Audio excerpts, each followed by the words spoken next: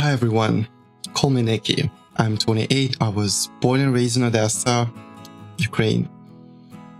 Before the war, I worked as a customer care representative in a European company. I am also very much into video games as well as game design and development.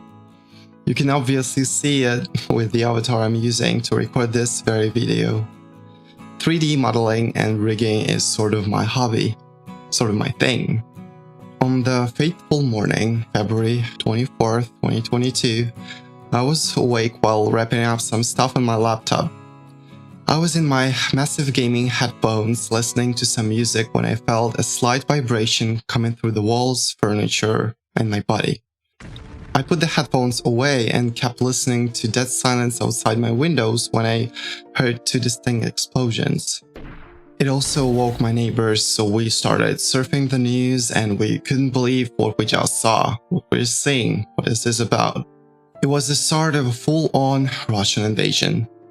And most of the cities in Ukraine were bombarded simultaneously at around 5 in the morning. I then went to wake up my still sleeping fiancé, Eugene, while trying to figure out how to tell the news and what to do next. The same day, his family demanded he returns to them as Eugene was not from Odesa. His family lives in western Ukraine. We packed some of his belongings and went to the central bus station to get him on a bus.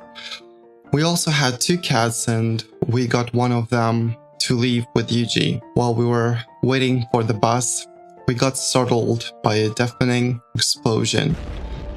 Russia hit one of the factories not far from the bus station, so we decided to try again tomorrow. Accepting the fact that there was a full-on active invasion, I watched news almost 24/7. With nearly every air alarm, I had a panic attack.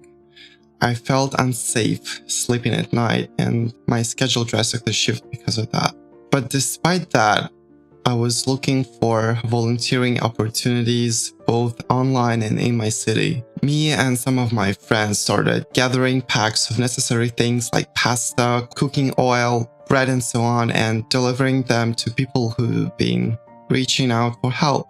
In a couple of days, I received an email from my employer saying they are putting me on some talent list, which means I don't have to work for them at this moment. And all of this because of the current situation in Ukraine. They also mentioned they would contact me as soon as the situation stabilizes. Spoiler alert, they never emailed me back. Alone and without any means to sustain myself, I slowly started losing my mind. In 2016, I was diagnosed with anxiety disorder and went through therapy to treat it. I also had a nervous tic since preschool. Now both extreme anxiety and the tics have come back. That's when I contacted MKQ for help. They were generous enough to not just provide their financial support, but also a sort of a part-time job as their website editor and translator for both their English and Ukrainian text and articles. So whenever you see Nikki T as an author of the article on the MKQ website, that's me. This means I've edited and translated that text. But things didn't get all that good at once. You see, I needed medical attention for my mental health and I had no money to do that. I started searching for a full-time job while editing for MKQ and got either rejected or offered a full-time job for just pennies.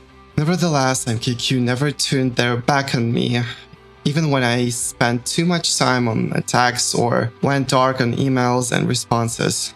And when I informed them of my condition, they were still patient and supportive of me.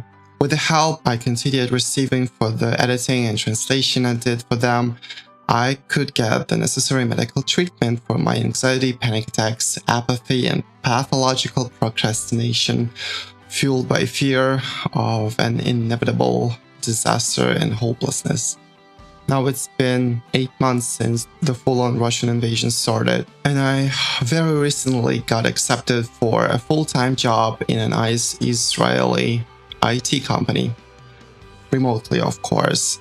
Nonetheless, I'm still willing to volunteer for MKQ and edit articles for them. They've been my lifesavers and my support throughout this hell of self-doubt, pity, and fear. A low bow to you, dear MKQ. My low Ukrainian bow. Все буде Україна. Thank you for your attention.